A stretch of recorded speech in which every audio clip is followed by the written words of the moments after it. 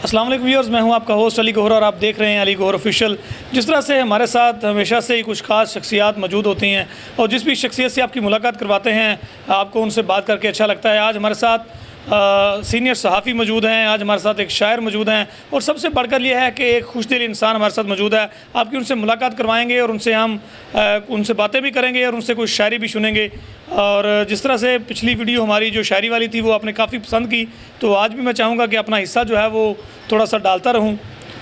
मेरी ज़िंदगी के लिए बस यही हकीकत काफ़ी है, मेरी ज़िंदगी के लिए बस यही हकीकत काफ़ी है, मैं आज भी मंसूब हूँ तेरे नाम के साथ। तो चलते हैं बिलाल हनीफ की जानब। बिलाल साहब, वेलकम टू द शो। आपसे मुलाकात के बड़ा अच्छा लगा, काफ़ी दोस्त मुंतज़र थे कि आपसे कब बात होगी। शुक्रिया अली भाई। सबसे पहले तो मैं आपको मुबारकबाद पेश करता हूँ कि आपका YouTube channel Ali Gauhar official जो है ये बहुत से दीगर चैनल से बिल्कुल हटकर है। जैसा कि आपको मालूम है कि हर दूसरे शख्स ने अपना यूट्यूब चैनल लॉन्च किया हुआ है, लेकिन आपने वो ज़माने की भेड़ चाल से हटकर इसको चलाया है। संजीदगी और बड़ी अच्छी वीडियोज़ लेकर आ रहे हैं और एक बार फिर मुबारकबाद पेश करता हूँ कि जिस तरह तेज़ी से आपका चैनल जो है अवाम में मकबूल हो रहा है और हर तबके में मकबूल हो रहा है, तो इस पर मैं आपको एक बार फिर दिल की गहराइयों से मुबारकबाद पेश करता हूँ। रही बात कि माशाल्लाह ये आपकी लक है और आपका ये हार्ड वर्किंग है कि मैं आपको खराज तहसीन पेश करता हूँ कि आप मौसम की हर किस्म की तलखी को बर्दाश्त करते हुए, सर्द गर्म मौसम की परवाह ना किए हुए भी आप अपना काम जारी रखे हुए हैं। और असल वर्कर, असल सिपाही वही होता है जो हर किस्म के हालात में ख़ुद को तैयार करे। तो ये दिल की गहराइयों से आपके लिए खराज तहसीन है, मुबारकबाद है। दूसरी बात कि आपने बिल्कुल ख़ास शख्सियात के इंटरव्यूज़ किए हैं जो अवाम में मकबूल हुए हैं। मैं ख़ुद आपका फ़ैन हूँ, आपका चैनल सब्सक्राइब किया है और सुकून भी मिलता है। आप नेचर के बहुत करीब वीडियोज़ बनाते हैं। लेकिन जहाँ तक मेरी बात है, मैं ख़ास नहीं हूँ, मैं आम शख्स हूँ और ये आपकी मोहब्बत है कि आपने एक आम शख्स को इज़्ज़त दी, अपने स्टूडियो में बुलाया। तो यहाँ तक शायरी की बात है तो शायरी को सोशल मीडिया ने एक बार फिर मकबूल बना दिया है। कबल ये होता था कि जितने भी हमारे कौमी अखबारात थे, लोकल अखबारात थे, उसमें अदब को एक हिस्सा दिया जाता था, एक पेज एक हफ़्ते में मुख्तस किया जाता था। उसके बाद क्राइम इतने बढ़ गए, दीगर शोबाजात इतने ऊपर आ गए कि अदब को बिल्कुल जगह नहीं मिल रही थी। तो ऐसे में सोशल मीडिया उन शायरों के लिए, अदीबों के लिए एक बहुत बड़ा प्लेटफार्म बनकर सामने आया है। अब मुख्तलिफ़ शायरों ने भी अपने यूट्यूब चैनल बना रखे हैं और वो उन पर काफ़ी फेमस भी हैं और उनकी कमाई का सिलसिला भी शुरू हो चुका है। तो मैं आप एक इकबाल रमीज़ साहब हैं, जंग के बड़े मारूफ़ शायर हैं, उनका एक शेर से आगाज़ करता हूँ और वो आपके लिए है, आपकी नज़र करता हूँ कि जिस रोज़ मैं उस शख्स से मिलकर नहीं आता, जिस रोज़ मैं उस शख्स से मिलकर नहीं आता, मैं रास्ते में ही रहता हूँ, मेरा घर नहीं आता। तो इसके बाद मैं अपने दो शेर, क्योंकि मुझे शायरी के जो असरार और रमूज़ हैं उनका इल्म नहीं है, जो अरूज़ हैं, जो शेरी सूझबूझ है उसका तो मुझे बिल्कुल नहीं पता, क्योंकि मैं ये बाकायदा किसी उस्ताद के पास नहीं गया, ये मेरी अपनी क्रिएशन है, उस पर मुझे फ़ख्र है। दो शेर आपकी नज़र करता हूँ कि तुमसे दूर हूँ ना तेरे करीब में हूँ, तुमसे दूर हूँ ना तेरे करीब में हूँ, मैं इन दिनों आलमे अजीब में हूँ। तुमसे दूर हूँ ना तेरे करीब में हूँ, मैं इन दिनों आलमे अजीब में हूँ। और तुम्हें फ़ुर्सत मिले तो आने का सोचना, तुम्हें फ़ुर्सत मिले तो आने का सोचना, मैं उलझा हुआ दारो सलीब में हूँ। यकीन ना आए तो उससे पूछ कर देखो, यकीन ना आए तो उससे पूछ कर देखो, वो जो हंसता है ज़ख्मों से चूर मिलेगा। तो आप बढ़ते हैं बिलाल की जानब, उनसे मज़ीद जानेंगे। बताइएगा क्या दिल की कोई बात आप करना चाह रहे थे? दिल की बात मैं आपको पंजाबी के चंद इशार में पेश करता हूँ। ये ऐसी कैफियत है कि इसको एक दर्द दिल रखने वाला इंसान ही समझ सकता है कि इस वक्त शायर की क्या कैफियत है। तो पंजाबी में इरशाद है कि मलमा मुक्कियाँ फट ना मुक्के, मलमा मुक्कियाँ फट ना मुक्के, हुण ते मैथों झट ना मुक्के। मलमा मुक्कियाँ, मलमा मुक्कियाँ फट ना मुक्के, हुण ते मैथों झट ना मुक्के, ते सदियाँ होइयां टुरियां मैनू, सदियाँ होइयां टुरियां मैनू, रावां दी पर वट ना मुक्के। सदियाँ होइयां टुरियां मैनू, रावां दी पर वट ना मुक्के, ते जीवन चरखा चलिया सूरज, किरना दीजिए अट ना मुक्के। तो अली भाई बहुत शुक्रिया। ये पंजाबी गज़ल के चंद इशार थे जो कि मुझे फ़ख्र है कि सैयद मसरूर हसन बदायूनी जो कि बरसगीर पाक व हिंद के नामवर शायर थे, उन्होंने स्टेज से खड़े होकर मुझे दाद दी कि तुमने इन 3 अशार में ही पूरी ज़िंदगी का ख़ुलासा पेश कर दिया है। तो मुझे अभी इसरार रमूज़ नहीं पता, सहाफ़त के फ़ील्ड में आपको पता कितना वक़्त देना पड़ता है। तो काले दौर में शायरी की थी, तो अब जो सिलसिला चल निकला है कि बग़ैर सीखे ही लोग अदब के फ़ील्ड में आ रहे हैं। हमारे वक़्त में ऐसा नहीं होता था, बाकायदा उस्ताद के पास जाना पड़ता था, वो आपको तरे मिसरा देते थे, तो उस पर फिर गज़ल लिख कर लाते थे, फिर उसमें गलतियाँ निकालते थे, वज़न बहर सिखाते थे। तो मेरे पास इतना वक़्त नहीं होता था कि मैं जो असरार और रमूज़ हैं, जो कि बहर का इल्म है, जो अरूज़ है, उसको नहीं मैं सीख सका। लेकिन मैं यहाँ अब कापी पेस्ट चलता है, लेकिन मुझे फ़ख्र है कि मैंने काफ़ी शायरी की है, लेकिन वो मैंने मेरी ज़ाती क्रिएशन है, किसी की कॉपी नहीं है। लाल भाई ये बताइएगा कब से शेर लिखना शुरू किया या शायरी से लगाओ कब से था? चूँकि देखिए जिस तरह से कोई शेर हम सुनते हैं, गज़ल सुनते हैं, तो हम वाह वाह तो करते हैं, वो सिर्फ शायद जब उनके काफ़िये मिलते हैं तो हम इसलिए वाह वाह कर देते हैं, या बड़ा वक्ती तौर पे अच्छा लगता है तो इसलिए। लेकिन जिन लोगों पर वो शायरी असर करती है, जिनको उनकी समझ आ रही होती है, जिनके दिल पर वो अल्फाज उतर रहे होते हैं, वो उसकी शिद्दत, उसके गम और उसकी खुशी को भी महसूस करते हैं। तो कब ये शुरू किया और क्या समझते हैं कि अच्छी शायरी जो है उसकी मौजूदा दौर में बड़ी ज़रूरत है? अली भाई ये इसमें किसी एज का फैक्टर नहीं होता कि आपने कब शायरी शुरू करनी है।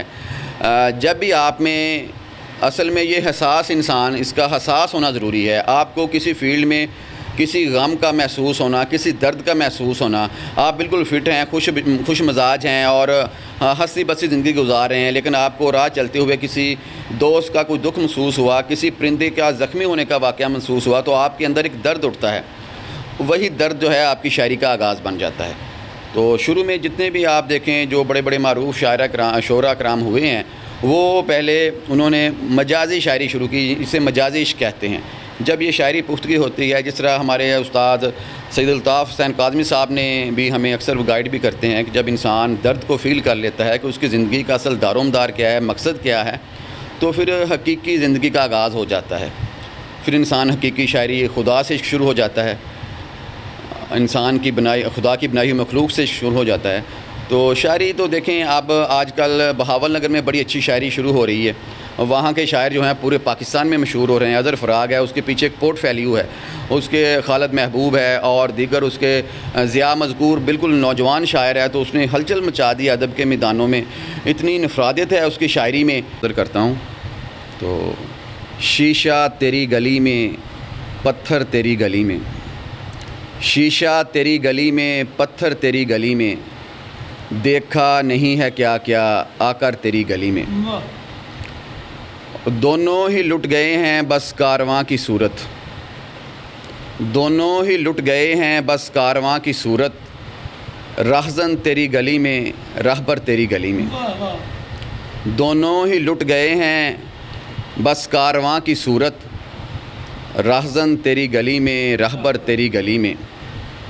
और साकी तेरी नज़र में है मैं कशी की मस्ती, साकी तेरी नज़र में है मैं कशी की मस्ती, के अनीक आ गया है सुनकर तेरी गली में। जी शुक्रिया। वाह, ये शायरी बिल्कुल इस तरह से है जिसको समझ आना शुरू होती है, फिर उससे इसके बग़ैर रहना बहुत मुश्किल है। पंजाबी के एक शायर किस तरह से खूब अच्छे अंदाज में समझाते हैं, चाह वालियां सानू भी चाहते ला दिता, चाह वालियां सानू भी चाहते ला दिता, जिदों पईए चाह दी चाह सानू, चाह वालियां चुल्हा इटा दिता। सीनियर सहाफ़ी भी हैं, तो उनसे जानते हैं मौजूदा दौर में सहाफ़ती सरगर्मियाँ क्या हैं और कितना फ़र्क आया है सोशल मीडिया के आने के बाद।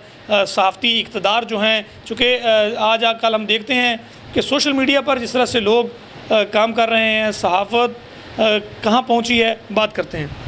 हाँ जी, बहुत शुक्रिया अली भाई। सहाफ़त के मौजू पे बात की जाए तो आज से 10 साल कबल देखा जाए तो जो एक मुस्नद सहाफ़त हो रही थी, जिस तरह आवाम के मसाइल हल हो रहे थे, तो अब सूरत हाल यकसर मुख्तलिफ हो गई है।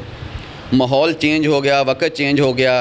प्रिंट मीडिया का अरूज था, लोगों को इत्मीनाद था, क्योंकि अखबार पे जो अब एक रिपोर्टर ख़बर भेजता था तो उसको 3-4 जगहों पे उसकी चेकिंग होती थी। एडिटर के पास जाती, सब एडिटर के पास जाती, उसके बाद वो प्रिंट के लिए फ़ाइल होती थी। उसके बाद इलेक्ट्रॉनिक मीडिया आ गया। इलेक्ट्रॉनिक मीडिया पाकिस्तान में बहुत कम था, तो जब ये मुशर्रफ साहब ने इसको लाइसेंस जारी करना शुरू किए तो पाकिस्तान में एक नई फ़ज़ा पैदा हुई। इलेक्ट्रॉनिक मीडिया छा गया, प्रिंट मीडिया पे कुछ फ़र्क पड़ा, लेकिन इलेक्ट्रॉनिक मीडिया था वो डिजिटल मीडिया तेज़ी से ऊपर आया और लोगों के मसाइल हल होना शुरू हो गए। उसके बाद क्या हुआ कि सोशल मीडिया यकदम मैदान में आया और आते ही छा गया। सोशल मीडिया पर जो अखबारी मालकान थे उन्होंने तवज्जो नहीं दी। सोशल मीडिया जब एक आम आदमी तक पहुंच गया, अगरचे इससे बहुत से लोगों के मसाइल हल हुए, एक आम आदमी की आवाज़ जो है वो पूरे मुल्क की आवाज़ बनी, लेकिन उसमें कोई अक़दार बाकी नहीं रही, कोई तशख़्ख़ुस बाकी नहीं रहा।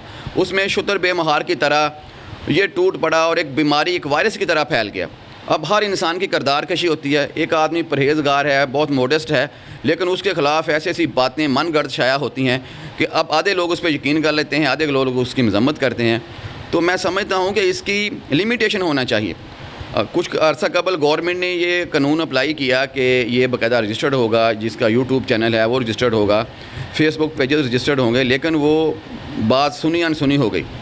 अब यह है कि उसमें कोई अक़दार बाकी नहीं रही। हर बंदे ने अपना यूट्यूब चैनल बना रखा है, अपना फेसबुक पेज बना रखा है।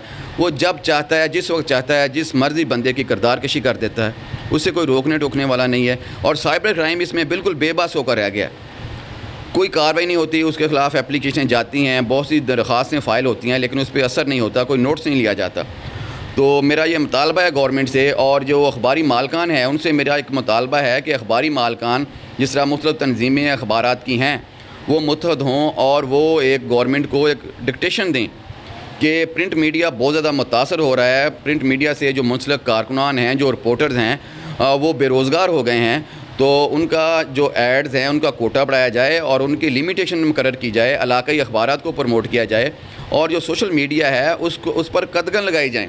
उसकी लिमिटेशन होनी चाहिए कि जो बंदा सोशल मीडिया यूज़ कर रहा है उसे पता होना चाहिए कि उसके एक क्लिक से कितने नुकसान हो रहा है, कितनी अखलाकी इक़दार की धज्जियाँ उठ रही हैं।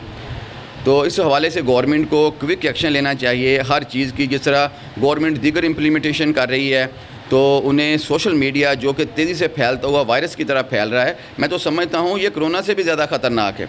हुकूमत अगर कोरोना के सिलसिले में संजीदा है तो उसे सबसे पहले सोशल मीडिया की तरफ आना चाहिए, अच्छे लोगों की हौसला अफजाई होनी चाहिए, और ये जो आम यूज़र्स हैं उनकी लिमिटेशन होनी चाहिए और उनकी रजिस्ट्रेशन होनी चाहिए। ये भी बताइएगा, नौजवान जिस तरह से मुल्क मिलत का सरमाया होते हैं, तो मौजूदा दौर में जो सोशल मीडिया का दौर है जिसमें अखलाकी कदरें गिर रही हैं और सोशल मीडिया का बेदरेग इस्तेमाल जो है, मनफी बेदरेग इस्तेमाल जो है वो हमारी माशरती अखलाकी जो परवाज़ है उस पर असरअंदाज हो रहा है, तो नौजवानों को क्या कहेंगे? चूँकि नौजवान इस मीडिया से अगर इसका मुस्बत इस्तेमाल करें तो वो किस तरह से उनके लिए बेहतर हो सकता है और माशरे में तरक्की जो है किस तरह से हो सकती है? हाँ जी भाई, बहुत अच्छा सवाल आपने रेज़ किया है। तो मैं समझता हूँ कि आजकल जो माशरती इक़दार हैं, जो हमारी इस्लामी इक़दार हैं, उनका बेड़ा गर्क होकर रह चुका है। अब नौजवानों की तो बात ही नहीं है। अब तो बिल्कुल 3-4 साल के बच्चे भी सोशल मीडिया में इस कदर फास्ट हो गए हैं कि आप किसी बच्चे का कंपटीशन नहीं कर सकते यूट्यूब का, डाउनलोडर का, और वो इतना यूज़ कर रहे हैं। और ये जो गेमें इंटरनेशनल मीडिया ने हम पर मुसल्लत की हुई हैं, ये हमें इस्लाम से बहुत दूर कर रही हैं। और अब तो रिटायर्ड हज़रात जो कि 50 अबव हैं, 60 ईयर्स अबव हैं, वो भी इसकी तरफ आ रहे हैं। वो भी हर वक्त अपनी चार पर बैठे हुए, अपनी चेयर पे बैठे हुए सोशल मीडिया यूज़ कर रहे हैं। और उसमें जो नौजवान है तबका वो तेज़ी से इस्लाम से दूर होता जा रहा है।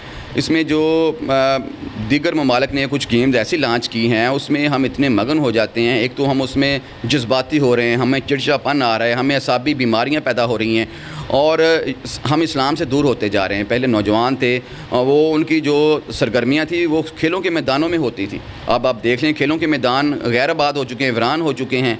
अब बच्चे जो हैं, बच्चों में शुगर का मर्ज़ बढ़ता जा रहा है, बच्चों में असाबी कमज़ोरियाँ आ रही हैं, बच्चे तलीम से दूर होते जा रहे हैं। यूँ ही बच्चे को मौका मिलता है, अगर उनके पास मोबाइल नहीं है तो वो अपने वालिदैन के मोबाइल पकड़ते हैं और गेम खेलना शुरू हो जाते हैं, 2-2 घंटे, 3-3 घंटे। अब अक्सर आप देख सकते हैं कि बच्चों में जो ऐनक का इस्तेमाल बढ़ता जा रहा है, उनकी निगाह तेज़ी से कम हो रही है। तो ये हमारे इस हवाले से जो चाइल्ड के हवाले से जो डिपार्टमेंट्स हैं, उन्हें इस तरफ तवज्जो देनी होगी कि बच्चों में जो मोबाइल का बढ़ता हुआ इस्तेमाल है उस पर कमी लाना होगी, ऐसे रूल्स अपनाने होंगे, ऐसी खेलें मुतारफ़ बनाना होगी कि बच्चे जिसमें जिस्मानी सरगर्मियाँ हों। पहले बच्चे थे कबड्डी खेलते थे, फुटबॉल खेलते थे और उसमें कंपटीशन थी, स्कूल लेवल पर खेलें होती थी।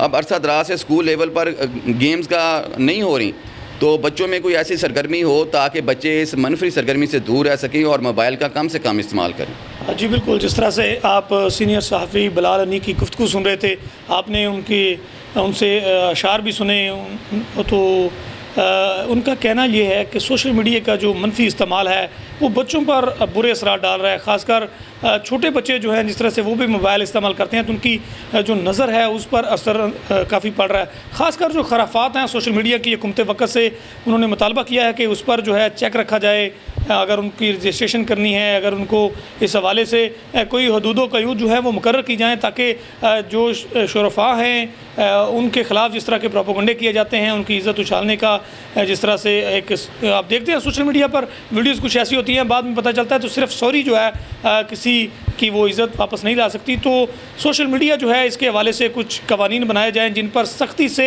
अमल दरामद करवाया जाए ताकि किसी की दिल आज़ारी ना हो, किसी की इज़्ज़त जो है वो ख़राब ना हो। और इसके साथ साथ बड़ी बात ये भी है कि नौजवान जो हैं अब खेल के मैदान वो आबाद नहीं कर रहे हैं, जिस वजह से बीमारियाँ भी बढ़ रही हैं। छोटे छोटे बच्चे मुख्तलिफ बीमारियों का शिकार हैं। नौजवानों को चाहिए कि वो खेल के मैदानों में आएँ और सोशल मीडिया का सिर्फ मुस्बत इस्तेमाल करें अपनी तलीम के हवाले से, अपने कैरियर के हवाले से, ताकि वो मुल्क की तरक्की का बायस बनते रहें। नाज़रीन, आपका बहुत शुक्रिया, प्रोग्राम आपने देखा और इसमें शेर व शायरी जो है उसने आपको लुत्फ़ अंदोज़ भी किया होगा। देखते रहिए अली गौहर ऑफिशियल।